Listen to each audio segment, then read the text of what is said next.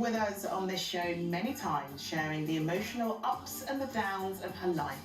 And last year, she opened up to us about her battle with alcoholism. 3 months ago, I was on death's door. I had been given a couple of days. That's the reality of my story. I was so ill. I had lost so much weight. My skin was translucent. My belly was very swollen and very hard. I was sick to drink more. Well, a year into sobriety, Michelle wants to give encouragement to others with her story. So ladies, please welcome Michelle Heaton. I thought I'm going to fall down those stairs. I'm like a herd of elephants down there. No, you're not at all. You're not at all. What's it like for you to look back at that clip? Because it's not, it wasn't that long after you started doing your treatment. It wasn't. I remember coming in before that one and discussing when I'd be ready to come on. And even looking back at that, I was ready to come on, but I can see looking at that now how I was just so fragile still and so fearful of what might come because, we try and keep it in the day when we're going through recovery. But at that point, I think I was in it for the minute because I didn't know what to expect. And I just looked really scared and vulnerable there still. Oh, bless you. And how's life a year on? Not like that. If somebody told me again, 9 months ago that I'd be feeling free, happy, that feeling of the knots in your stomach and not sure whether I can do this. I think the fear is, can I actually do this? Because all I knew was the past 7-8 years was active addiction. It's hard to then think about the new you because you don't really know who you are. But I'm glad I made it. I mean, obviously, it's still one day at a time. I still work my program, so I don't let these things go. I keep it so I can keep my sobriety. Yeah. Such a good phrase that you feel free. Yeah. Because it is, a lot of people associate alcohol with like, woo, free, fun, whatever. Mm-hmm. But of course, for you and so many other people, it is a very, very bad addiction. Yeah. What do you think is the single most thing that helped you to get where you are now? Was it a particular type of therapy or is it your own sort of hard work? So I went into the Priory and I had the 28 days of addiction program and that got me clean. It doesn't really get you sober, dry sober we talk about in recovery. And I was a dry drunk. I was a dry drunk for many months after that because I was acting out still in ways. And that means you're not actually drinking, no. You're still of that mindset. Of that mindset, yeah.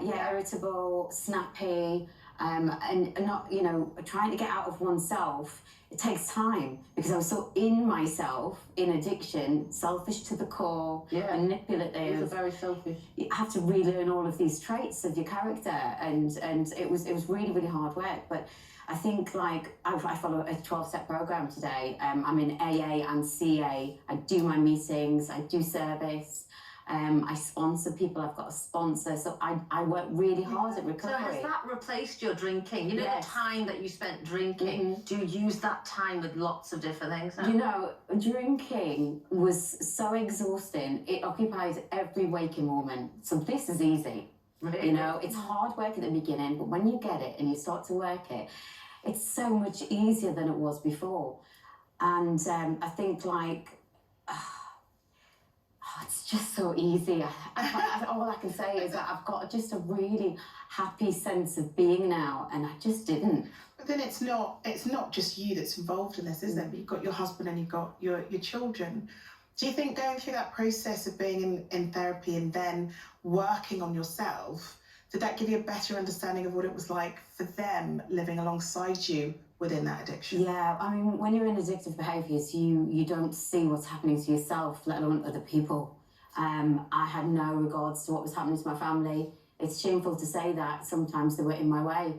When the kids might really needed a cuddle, I just wasn't there for them. It's not shameful, it's honest. Yeah. And you feel a lot of guilt as well, don't you? Yeah, so much guilt. But it wasn't until I got sober, clean, that I could recognise how I was behaving. And then the guilt comes in. So working through guilt in sobriety is tough as well. It wasn't until I was in the Priory and I had 5 days clean. And my husband wrote me a letter in the Priory and it was read out to me. It was only then, when I heard his words, being clean for the first time, that I could say, hi, I'm Michelle, I'm an alcoholic addict. And it was the first time I said it. And I was smiling because I thank God I did. Yeah. I acknowledged what I was, and then from that day I worked on it. And what would you say was the most impactful thing that your kids had to see within you? You know, were you just not present with them? And yeah, I wasn't present for anybody. I wasn't present for myself. I didn't give them what they needed, which was nurturing. No nurturing at all. And so, you know, when I came out and I started to navigate who I was again, so were the kids. They had to navigate who I was again. Kids are very forgiving. You know, they didn't acknowledge how much I was in pain because, you know, I tried as best to shelter that. However, they were navigating my reactions, whereas my reactions before. Talk to your children about it. You know, fortunately or unfortunately, it's, you know, our lives are out there, so they were going to find out, especially my 10-year-old. So we sat her down, well, Hugh sat her down before I came out and told her that mummy's getting better and that mummy's allergic to wine and alcohol and she can't drink it anymore. And that's all she knows, I'm allergic to it. And, you know, we use that word in sobriety in the fellowship. We get an allergic reaction to alcohol. Once we start, we can't stop. And what about your husband? He brought you out, that's right. You just wanted to didn't you? Well, I brought it just in case it was fitting and I feel really comfortable doing this. You my sure? husband's given me permission to do this and I share it with certain people. But I'll only do a little bit because otherwise we'll be here forever. and I won't stop. He wrote you when you were in recovery. This is the exact one. You can see it's got little like thumbprints of makeup on over it. So this is literally just to show you how much it can affect the loved ones, the husbands, the families, the mums, the dads, the kids.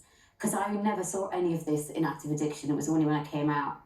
Watching you spiral like this has personally been very hard to deal with. I couldn't talk to my best friend, which was you. The last 3 years, I've watched you spiral and turn into someone I don't recognise. The strain that has been put on our relationship has been very demanding. I've been left embarrassed several times by the way you spoke to me in front of people, which was never you. You were always my biggest fan. Yet I found myself being the brunt of your anger and having to shoulder that while also trying to help the kids navigate your new behaviour. Your addictive behaviour has hurt me a lot personally, Shao, and it's turned you into a liar. You've become someone who's very untrustworthy. Your behaviour has robbed me of my wife and the kids of their mummy. Oh my God. Well, you know. Give her a hug. Give her a hug. But look at you now, amazing. That I don't recognise that person. I still think, oh, I'm not that person, and I am not. Addiction got me, and addiction created that person that I don't even recognise now. But at the time, I couldn't recognise it. Thank God I did. Do you feel strong now? I do. I feel really strong. I mean, my body is 42 and menopause, and you know, I've got ailments everywhere. I can't bend down anymore. But it's honestly, that's all irrelevant. I'm a strong person. I can say no to things, and I can choose the right things to do and not do. And what's wonderful about you feeling strong enough to come on and talk about it here is there'll be so many people that will gain strength from your honesty, and especially from Hugh's letter as well, because that was a beautiful thing for him to open up about, a beautiful thing for you to share with us. So you're more than welcome. If you can help one person, then that's great. Oh, Michelle, Well done, thank you. Michelle. Well, look, if anything Michelle has talked about resonates with you, then we do have help on our website, so do make sure you go and take a look. Right, there's lots more to come up.